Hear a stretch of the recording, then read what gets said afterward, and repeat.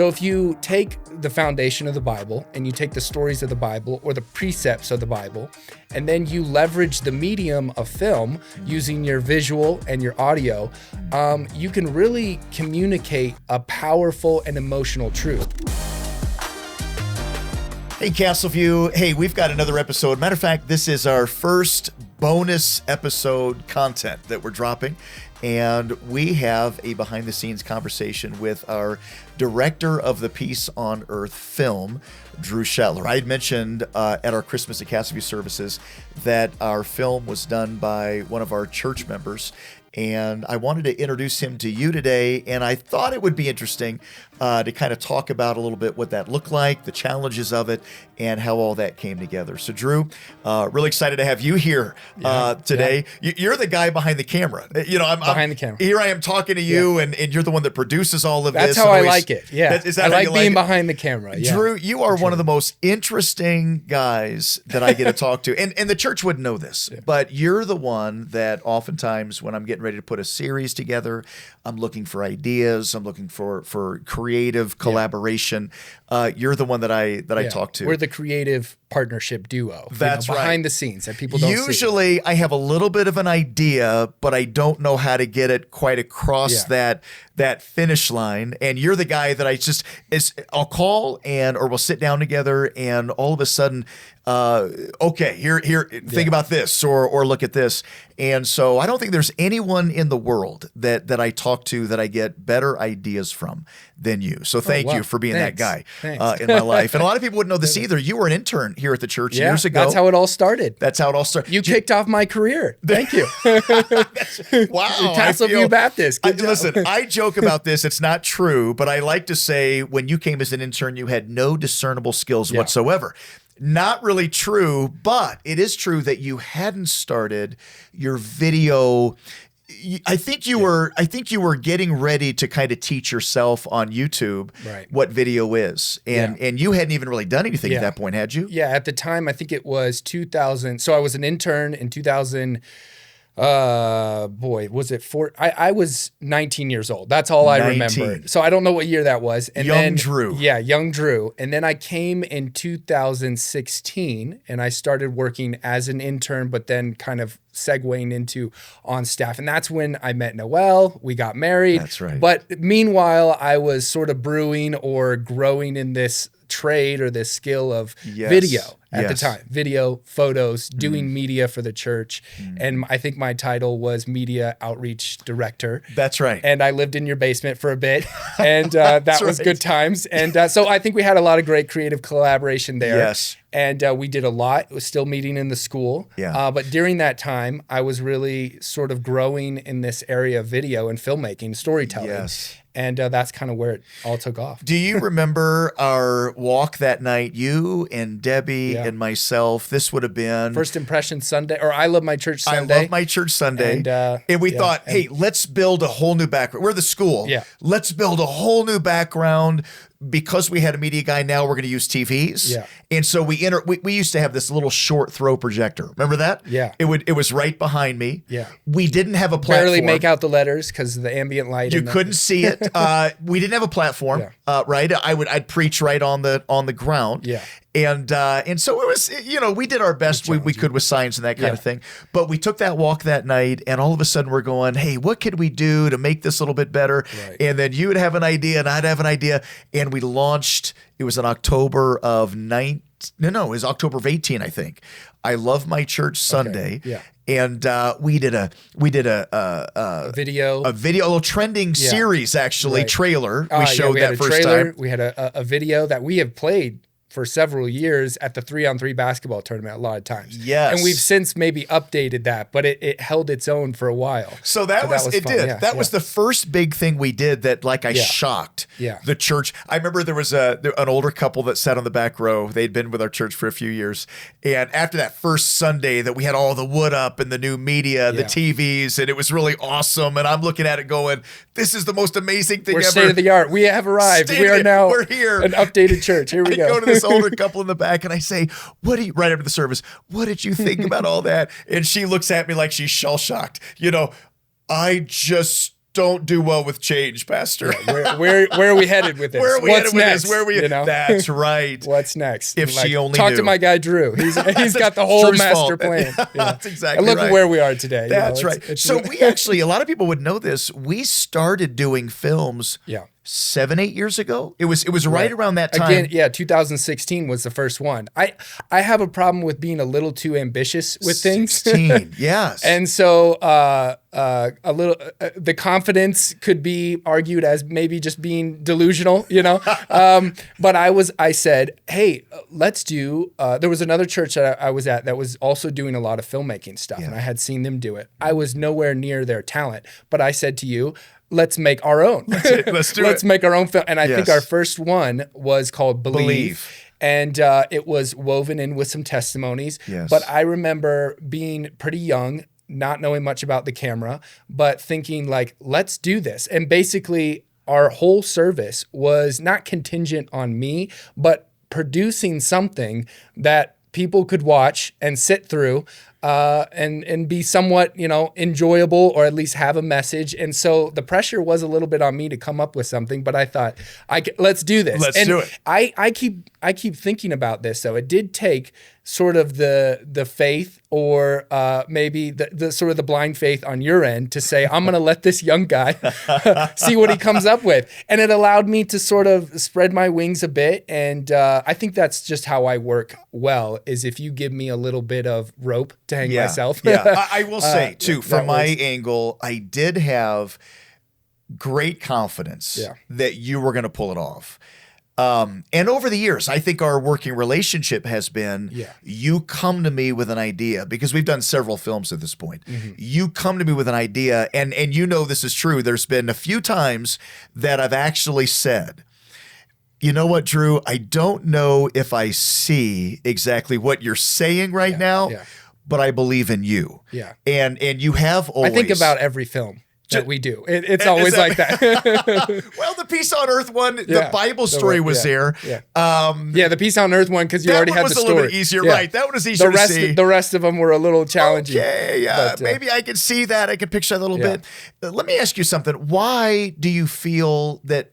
Because what we do with our film, and maybe you can explain this a little bit, we have a few parts of it, and why do you feel like film is such an important medium, even in church? Because most churches either don't have the ability to do this, or they don't have the budget to do this, or the skills to do this.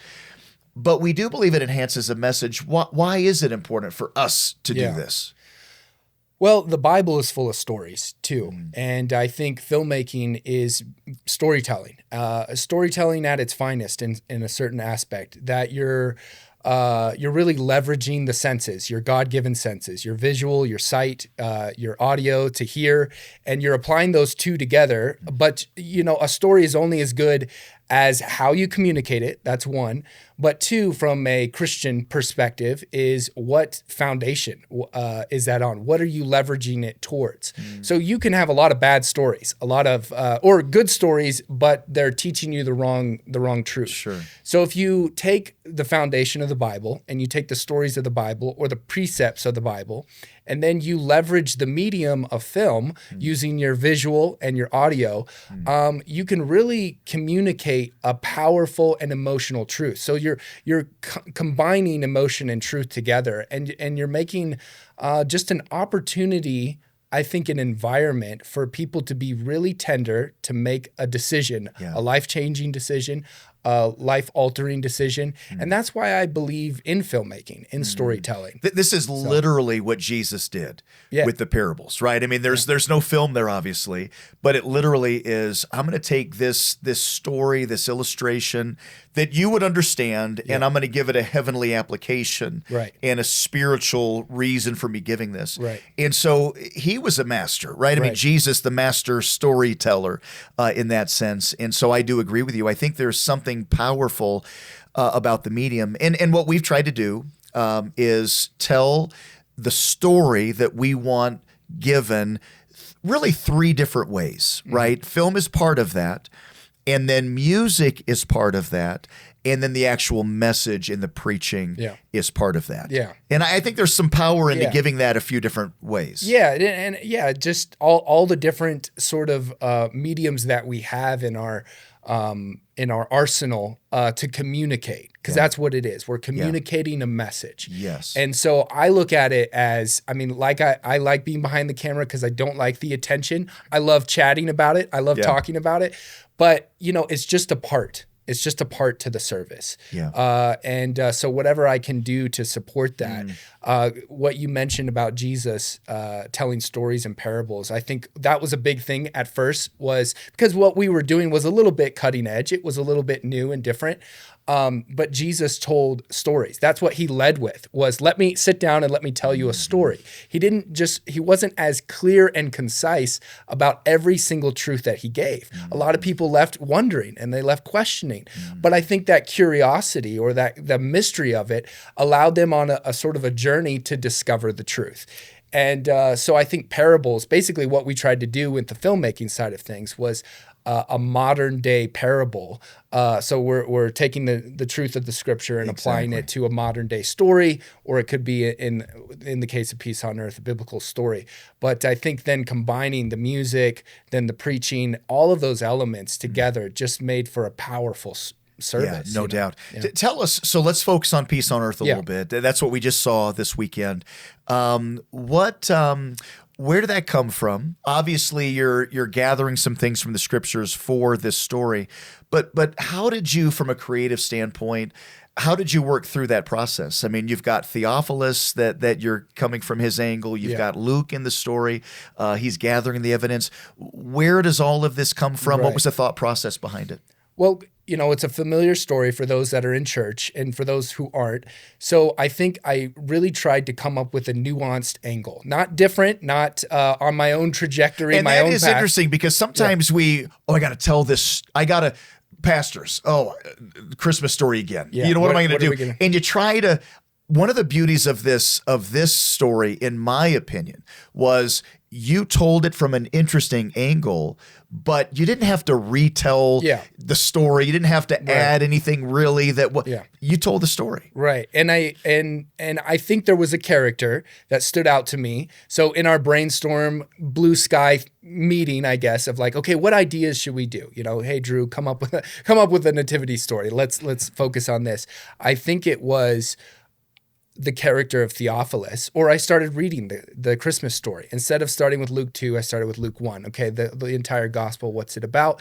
And what I found was this guy named Theophilus. Not much is mentioned about him, but the fact that Luke, a historian who wrote other books of the Bible, is writing this specific gospel, the entire story of Jesus, which is the longest gospel. And he's writing this story to this one guy who we don't know about, who was also perhaps a Gentile. He was a Roman.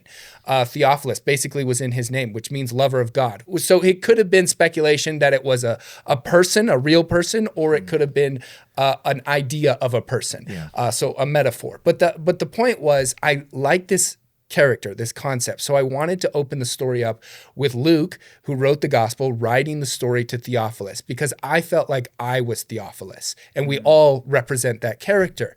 So, and then the other component, combining that with Mary, the shepherds, and the birth of Jesus, they were all real people. Now, I had limitations, of course, budget, actors, let's say location, time, you always have limitations. So I have to really condense the story into a way that carries the feeling, the emotion across that I felt like needed to be done. And that was, one, who is this character, Theophilus? And that, to me, represented all of us. And then two, with these other people that we always hear about, the shepherds. We have little figurines for them up on our credenza, the shepherds and Mary. But these were real people with real relationships, with real emotions, with real jobs, like the shepherds. And I thought I wanted to convey the reality of it, and not just be like it was a person on a page, ink on a page, that these were real people. And the best I could, with the budget we had and the resources we had. So that's kind of the angle. I will say, I thought you did a masterful job with that. There's the different sections a lot of the talent that you have, I know I said a minute ago, well, you taught yourself on YouTube and all that, and you did. But so much of this is God-given talent, right? I'm not going to be able to get on YouTube and just start setting this out and do the things that you do. God has given you talent to be able to see things a certain way. One of your great skills is writing. I don't know if people know that, but that you wrote the entire script for this. And I think this is good for people to hear, because I think you watch something like that and go, wow, that was amazing.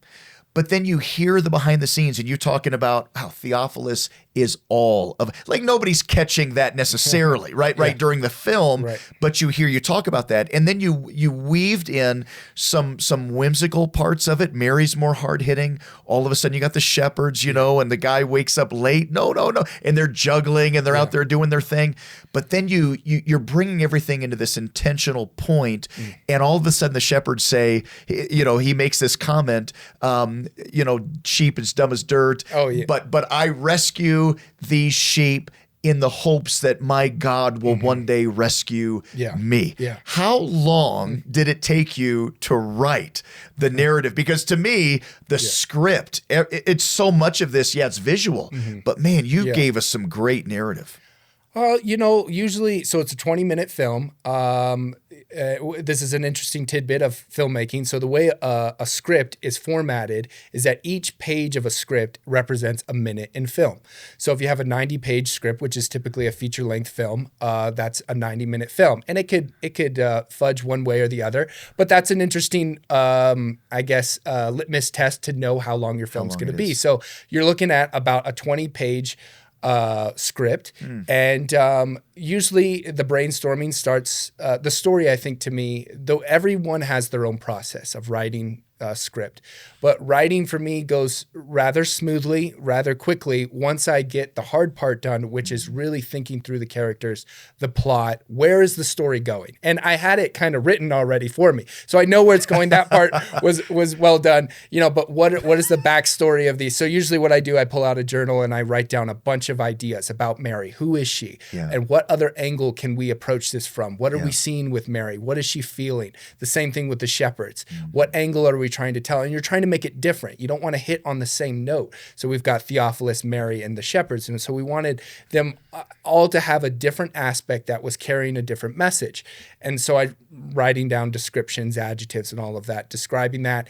And then the story kind of in Luke 2 is pretty well written. So then I'll sit down and I'll write it. But really it'll take maybe for a 20-page script, maybe a week to write.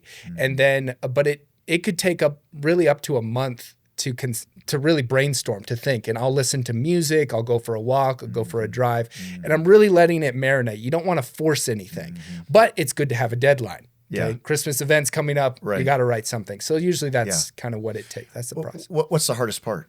You're talking about dealing with church members. Yeah. You're talking about a limited budget.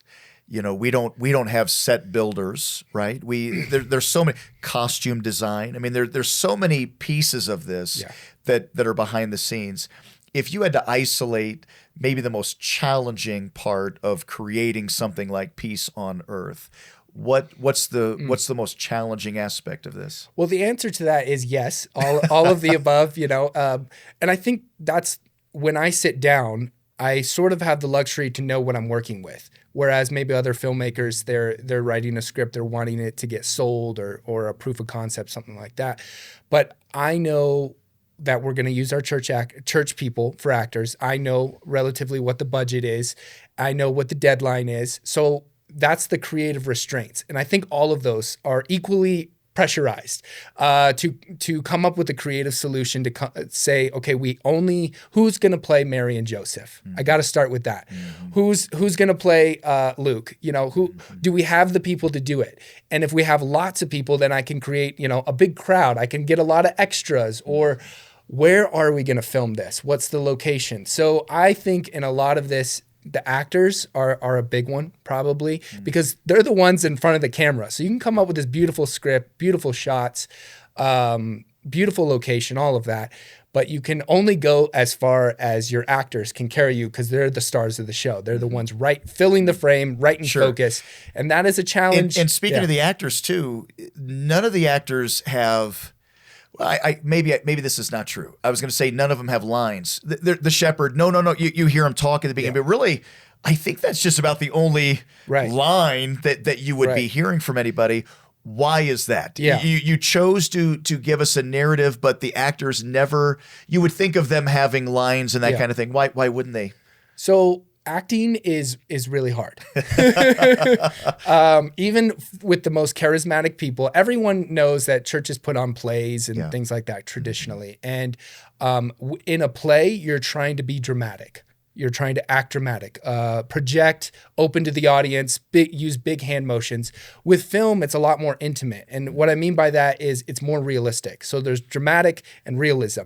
And it's hard to tell yourself, I'm playing a character, but I need to be as realistic as possible with this. So I just try to typecast people sometimes or just tell them to be themselves. And so I try not to give them so many lines is because it's hard to deliver lines and not sound canned or corny. And it's not to take away anything from our actors because they're still acting. They're still out there dressed up in a dress as a man, the toga, the shepherd, whatever, and it's still, you still have to act. It's hard. But I think I tried to reserve the lines for maybe a voiceover with this particular piece. Yeah. There was others that we did some acting with, but this particular piece, it's hard to act. Yeah. And you're talking about how difficult it is to act. Yeah. We had a scene with Justin in it that he's emotional, right? Mary has just told him that she's pregnant. Yeah. And you captured the betrayal and he's isolated. He's emotional. But he wouldn't be okay, if you asked me to sit down and cry, well, that's how am I going to do that? You know, but you have him, he's misty and were there any tricks to that? There were. What did you do? I haven't used those tricks in a little bit. So there's different stuff that you can use, kind of like a glycerol. I can't remember the name of it, but it's sort of like a oil, like a fructose kind of thing. Okay. But for that was this was the first time using it.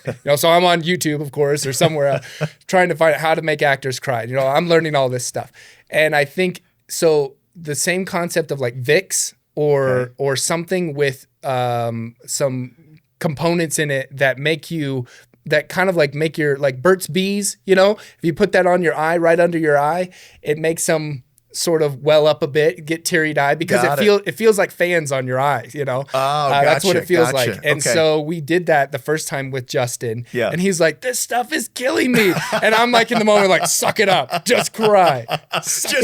Just cry. I didn't know if you were pulling his leg hair or what that looked like. Yeah, so that is a challenge to do. Absolutely. So that's what we tried. And by the way, I thought for not being actors, I thought all of the people that you cast were perfect. I want to say, one thing with that, we've done now about 6 or 7 of these films. Yeah. And what's so amazing is how people get into their character or how they really get into it. And not people that love, usually I don't cast people that love attention. It's not that there's anything wrong with that, but usually there's just not a lot of people that love attention either. So I say, hey, you want to be in the film? And they're very reticent about it. Like, well, let's see if I get off work. I'm like, well, we don't have another Mary and Joseph, so you're the only ones, And Justin would be the last person to play a Joseph, and he did so good. But I loved like when the camera starts rolling, I picked it up so many times that they just put on their game face and they act. And they do a great job. And I love that because you see the sacrifice sort of because it's uncomfortable. No doubt. But to know at the end of it, I from Justin to Marie to Josh Dole to John Johnson to you got all these actors that are in it and play these Dr. Hedquist. To know that, okay, we have seen dozens of people trust Christ as a result of the medium that you put out there. Yeah. That's got to be a fulfilling, a good motivator. Yeah, and I think that's what they were all in it for, right? You're right. You chose people that are not looking for the limelight, but were perfect in their role. Yeah, because they had to go through a few elements to arrive. There's a few things that they had to do, not just the acting, but the weather, braving the elements. Speaking of that, how long did it take to film? So we filmed it in two different sections, or broke it up in two different parts. And it takes about, for a 20-minute film, about a week to film, 5 days or so. And then it snowed.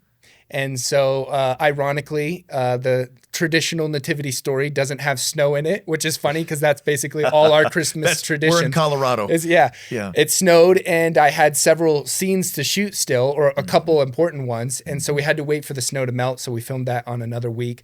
But there was a scene that was the scene where the angels come to the shepherds, and the whole play, I was filming I had a friend of mine come out and help me because I can't do this on your own. His name was Jason, and the entire afternoon we spent time melting the snow. And it was probably a foot of snow. We melted the snow of where the shepherds were. We're going to be laying? Because we needed to shoot that scene. I needed Jason at that time. And so we got buckets of water. It was warm out, but there was so much snow that it wasn't melting fast enough. So we had this like local well that we were taking totes of water, walking up 100 yards to this hill. No way. And then we were using a heater, one of those propane heaters, right? Anything we could do to tell the story, right? But the sacrifice that it takes to brave, and that night happened to be like below zero temperature, and here they are in little linen togas with sandals on. And to add to the effect, we needed an angel to blow some wind. So we had a blower out there.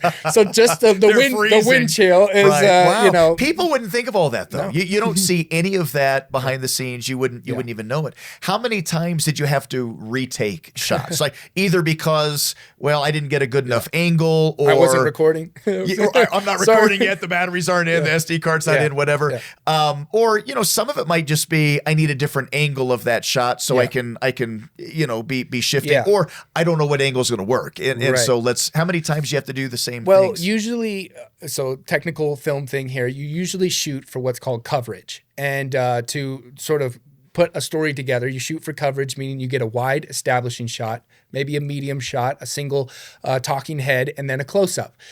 So that's 3 shots right there. And then if you have multiple takes within that, like, let's do that again. So you typically rehearse the scene over and over again, and they have it down where their cues are, and the blocking and the staging. You get the lighting set up, and then after that, you shoot for coverage. Or if you're tight with time and space, because at that time, I don't think I had learned that technique. So with shooting Peace on Earth, and especially there wasn't a lot of verbal lines, so there wasn't a lot of blocking. A lot of it was just one guy, a static shot, maybe doing something very minimal. So usually I'm not I know there's a director named David Fincher who takes like 70 takes. I'm not that kind of guy, but there are times when I'll take maybe 8 or 10 takes, but usually I try to keep it to you about just know 3. We don't have it yet. We didn't get it yet. That wasn't it. And it could be the operator's fault. So meaning me, the camera operator, I don't have the focus right.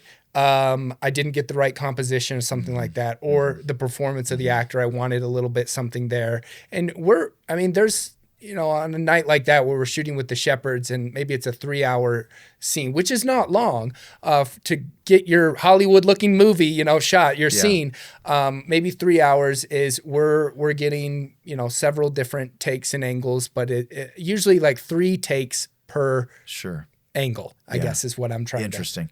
Now, speaking of all the angles and takes and locations, we don't get to send all of you out to the Middle East somewhere, or do some big takeoff and be in that culture and all of that. We had to film it here. We had to use, here we are in Colorado, we had to use what we had. Yeah. And I thought actually I didn't look at it and think anything other than I can see it. It sold me. Where do we film all of that? Yeah, that was a challenge, finding someplace that looked Israeli. I had been to Israel before, so to find something like that. But Colorado's probably better than a place like North Carolina, to film at, to make it look like the Middle East. But we did film at a local ranch here down the road, and there was a guy in our church who manages about 100,000 acres. We passed by it, all the time.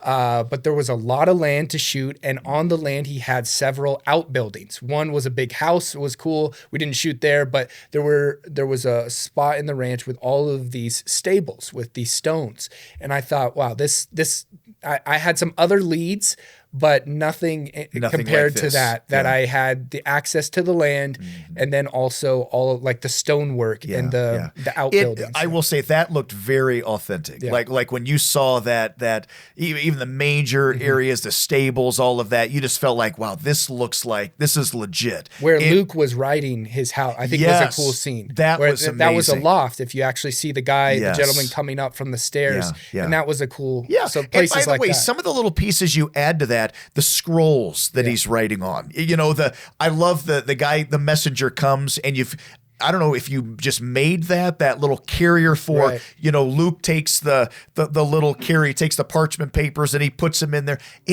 All of these little elements looked so real to even that day. All of those parts are fun. So that's what we call, it could be props, but production design would be maybe under that umbrella. And all of those were handmade, some by some other people. Somebody, I had Noel's brother, I said, hey, I need a pen that he needs to write with that needs to look like it was, a couple thousand years ago. So he just whittled a stick and made it look good and tied some string on the end of it. But the same thing with the scrolls was paper that I had put in coffee and stained it and then dried it and then printed out some Greek letters on it. I think I put Luke 2 in there and I just, copied and pasted because I didn't think anyone would know anything of it. Sometimes with film, you don't have to make it be permanent. You just need it to look the part to sort of fool the audience, for that moment. Well, your brain goes to, your brain wants to go to the scene, I think, You're world building. That's what you're doing. Yeah. Yes. And the same thing with the wardrobe or the costume. I was just going to ask if the costumes didn't look right, that would have made a big difference. And you had a very special guest helping with. There's not many people more creative in the world and good at putting events together like your mom. Yeah. So my mom was the one, I told her I was doing this Christmas film and she put together the costuming and she asked, what's the size, the height, the weight of these characters, male, female, how many costumes do you need? You went and got all the measurements and everything? You had them all send their measurements and everything for these or just kind of a roundabout? Yeah, because this guy's a little more. They're a little more loose fitting clothes. So I didn't, I said, hey, there's a general idea. Sure. Yeah. Like what's your pants size? They didn't have pants. So, it was a little bit easier, but I needed, hey, Mom, I need Mary. She's a main character. And she created 4 or 5 different costumes and gave me, it was real fun to do because she laid them all out and said, here's what they look like. And you can use this for this scene. And then you could mismatch. You could do a headdress, but they could wear the same sort of under part. And then what the shepherds were all going to wear and the rope aspect of it and the greaves on the hands. She did an excellent job because a lot of times it's just a bed sheet that's crinkled and some, another blue bed sheet. And that's these it. Things were not ordered off Amazon, right? I mean, you could, these things looked authentic. Not the Spirit Halloween costumes. Right. Well, our nativity scene that we had at church this weekend, they look good, but they were not the same. They fit it perfect. It was perfect. We didn't want it to be too realistic. Right. I loved it. Yeah. So that's a challenge, obviously. You're putting all that together. There's a lot of detail that people wouldn't even world realize. Building, it's so important to make something look good. Lighting, background composition, and your actors, what you're filling in. How was it? You had some animals involved. Did you have difficulty working with animals? Because you're dealing with actors that are not, trained on horses necessarily, or was that difficult at all? So we had 2 horses, sheep, and a baby, but no, he's a baby. But working with the animals was really challenging. I think having sheep aren't like dogs, but for some reason I thought they were maybe like goats, where they kind of follow you a little bit. And sheep are pretty dumb. They really are. And we had 4 rescue sheep out there, and I was like, well, I gotta sell the idea that this is a herd. This is a big thing, and I only had 4 of them, and half of the time they were running around and not we weren't good shepherds. You were not good shepherds, right. And so having one go up on a mountain and say, you sheep, go up there, and then we're going to come back and get you. Doesn't work that way. So that was like literally a miracle that happened, that we were able to shoot that scene. The same thing with, riding horses is pretty easy when you're going, 2 miles an hour, when you're just, walking down the trail. Yeah. But getting up to a trotted speed, a gallop. Yeah. And there was a scene that a soldier was just kind of tearing and the off. Clips that I have in the film was probably, the 0.3 seconds, or the 3 seconds that I had of him actually trotting in a good shot. I wondered this when I saw it. How did you stay up with him and get that shot that was stable, right? Because he's running, but you were... Yeah, the slow motion shot at the beginning, I was just running with him. You were running next to him? Yeah. So with some kind of, what are they called? With a gimbal. Gimbal, yeah. So a stabilizer for the camera, and at a high frame rate, and then, making sure, because this is all manual focus, so making sure it's in focus, you're staying about 8-10 feet away from them, and then you're running with them as fast as you can. I'm only looking, so for every second in a 24 frame timeline, if I'm shooting at 120 frames, is 6 seconds. So in other words, if I shoot at 120 frames, if I'm shooting 1 second at 120, it's 6 seconds at 24. I think I swapped that, but yeah. So in other words, I can get a lot of footage if just for a few seconds. Now I've got 18 seconds of footage there. Right. So that's kind of how that works. Yeah. If that makes sense. Everybody knows that. Everybody knows that. So let's, how was you worked? So baby Jesus is baby Ryder, right? Your oldest, right? Yeah. And bald baby Jesus, bald, blonde-haired, blue-eyed baby Jesus, baby Jesus, and it was freezing cold, right? It was, yeah. And I'm watching the film, and I feel for the kid, right? Because he's this brand new newborn baby. Yeah. He's got not really any clothes on. He's under partially a blanket, but you can see him bare-chested. Was it difficult to work with Ryder? So I'm wanting it to be as realistic as possible, but he's still my son. Yes. And we had set up the scene. We had the stable. We had a trough, which was a realistic trough, and we had some hay in it, fresh hay. And I put down the blanket, and I'm ready to put down Ryder. We also, for heat-wise, we had heaters in there as well, but it wasn't room temperature. You had to be really close to it. Yeah. And so I knew I could just maybe get a couple shots really quickly. But I remember, and I'll never forget this, that instinctually, as I'm about to lay him down in this manger, this trough, I'm thinking, ew. I don't want to. I don't want to put my baby. I don't want to put my baby in there. He might get sick, or this is not good hygiene. This is disgusting. What am I doing? This is so powerful. Yeah. And the connection here is so powerful. And I guess the irony of that is that Jesus, that's right. The Son of God, is being laid in a manger. But I don't think you could have written it better to understand what the feeling is like than to take your own baby and put him in a manger, put him in a place like and so for feeling. God to do that for us. He sends Jesus down, and he puts him not in Herod's palace, not in the ivory palace. He puts him in this.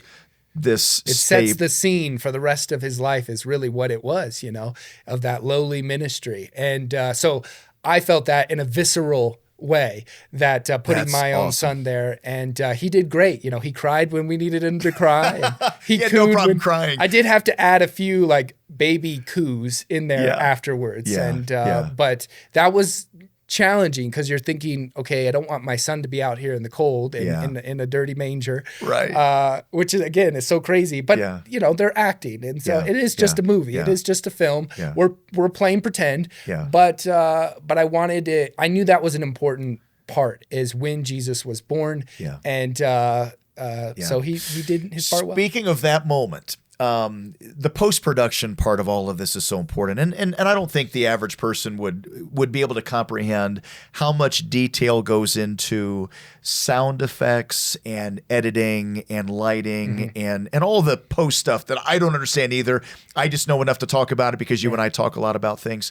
But I will say that as I watched the film this last time, it really did hit me, a lot of the post effects that you put into it. You know, the shepherd, you and I had talked about this. The shepherd, he's getting up, no, is this whimsical fun part.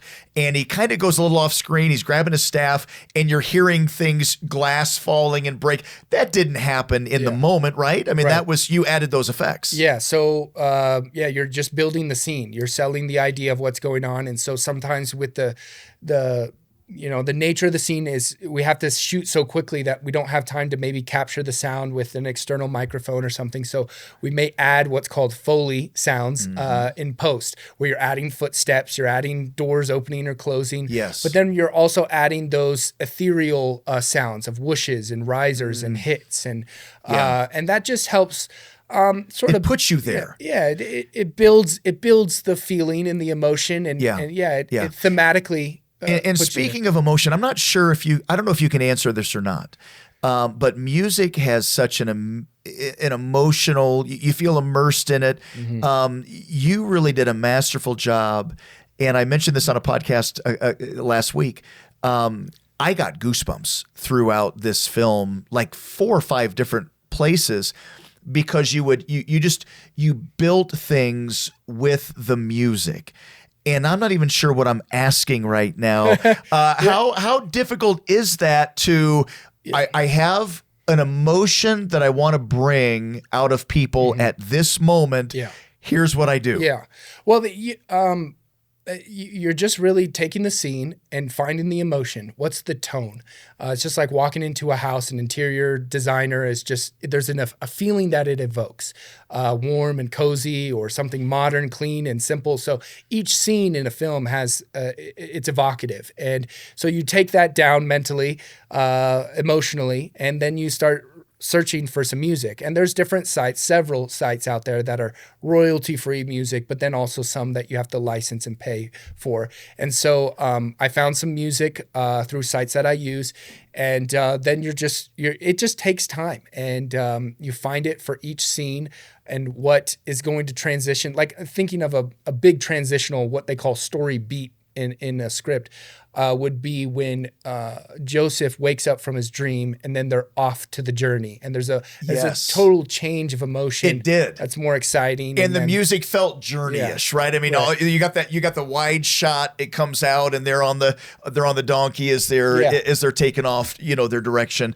That you definitely felt it. I thought with Baby Rider, when the Noel song, boom, no, when I won't sing it for the sake of the podcast audience, but it was just it created that emotion as you're putting it together. And I think that's where someone music has been controversial this is a filmmaking, let me nerd out for a bit, is controversial in terms of, well, where does the music come from?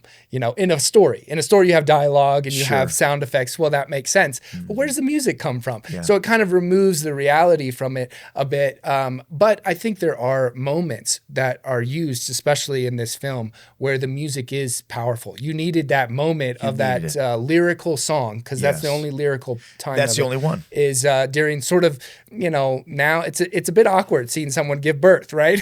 But it did happen, and we could have not shown it too. But I think it needed something there. And it also, it's weighty. That song matched with that scene was weighty. Every time my dad, he talks about it. Every time he gets emotional watching it. And I felt like the first time I heard it, I was like, oh, this will fit. This needs to fit right there. That's it. No, it's perfect. So why do we break it into 3 chapters? Because we could just show, your 20-minute film all together. And that's probably what I would prefer, as a film, imagine going to a movie and they have an intermission. Every 7 minutes we break. Every 7, especially with a short film, it makes it hard because you really want, and we've done that. We have done that in the past. That's what you would prefer, but you understand that the overarching design here, the goal we're trying to do is give the gospel. So you're able to. And it's not for, like, if we make another film, we don't have to follow the same pattern, but we were in this sort of routine of breaking it up to different chapters. I think it is a little bit different because you watch a movie in one sitting, but there are so many we want to make it a teaching moment. Yeah. And not all movies are like that. You leave with the feeling, but this was, okay, now we're going to talk about Mary for a moment. We saw a visual illustration of it. We had some lovely music. Now we're going to talk about it. Yeah. So it's an invitation and of participation. It's not just relax and be entertained and enjoy. So I wouldn't, again, we don't have to follow the same pattern, but it worked with this story that we talked about Mary, we talked about the shepherds, and then we conclude it with that last part of Theophilus, which represents us. And it just worked sort of rhythmically nicely to break it up that way. Yeah, it really did. Yeah.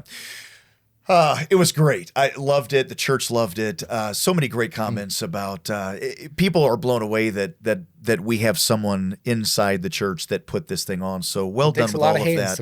It takes a lot of hands, but it definitely takes a director, somebody behind the scenes to put all that together. Is there anything else you'd like to add? Anything that you think our audience would like to know?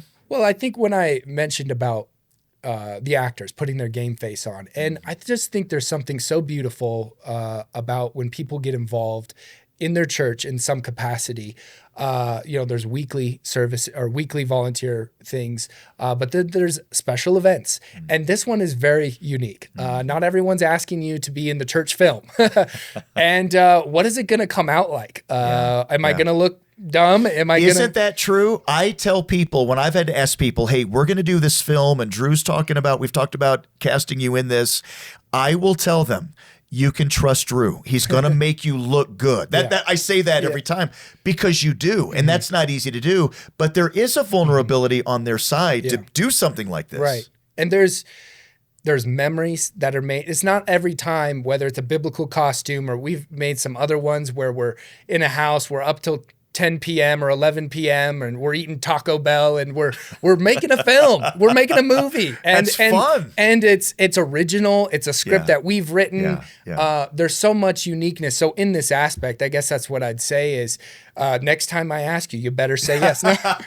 No, I think there's just a beauty in all of the films that we've made, so many great memories. There's moments where I'm like, I would have, not that scene is a little cringe to me, as you grow as a storyteller, but the memories are, you are timeless, and then too, you have something to hang your hat on in terms of look at what we did. We were a part of this, and I think the way you invite people too. I was in a movie, come watch the movie I was in. Yes. And, it's a church film and all of that, but it's still it's special. And people, and we've told people that. Invite your family, friends, and tell them. Yeah. Come watch me. Come watch me sing in the choir. Yes. Come watch the children as they do. But hey, I'm in this. Who doesn't want to? What a great invitation. I'm actually in this thing. Come watch me. Yeah. So I'm a little biased with that, but I think if you have someone special, they're doing something in the service, it's cool. You bring a guest, but if you're in a movie, you usually have the whole row saved. For some reason, there's a bunch of, even if you're an extra, I guess I say that because we've had that where I'm like, they only had maybe 3 seconds of screen time and they brought 15 people with them just to be a part of it, just to see what did they come up with. And so I think one, to thank Castleview, because it is an investment to do that, to take some monetary value to make a story. Two, the faith that you have in a guy like me, and then three, for people to take PTO, time off that they could be vacationing or doing something else.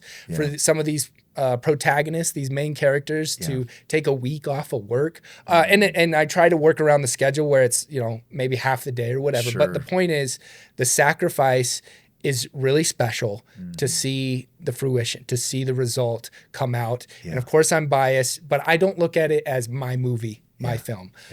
It's a team sport. That's what I say. Sure. So it's a lot of fun to put together. Well, Drew, thank you for using the gifts that God has given you for the furtherance of the gospel. And I can say this, I know this is true. That's been your heart through this whole thing. You want people to hear about Jesus and this life-transforming message, the gospel, that's changed your life and that can change their lives too. So from our church and from me, thank you for putting so much time and effort. And And we love it. It's been such a quality event, so well done. And I appreciate you taking a little bit of time and peeling that curtain back just a little bit right now, opening it up and letting people see a little bit behind the scenes. And Castleview, thank you so much again for watching. What a great weekend we had. I want to encourage you with this too. You may feel like, well, my gifting is a little bit different. I don't know how every gift God can use. If you just give those things, lay those at his feet, give those things to him, and the Lord can use it. Thanks for being a part of our Christmas at Castleview. To all of those involved in the films and the production and the media and the choir and everything you did, thank you for using your talent, your gifts for the Lord. Hey, thanks for listening again today, and we will see you next time.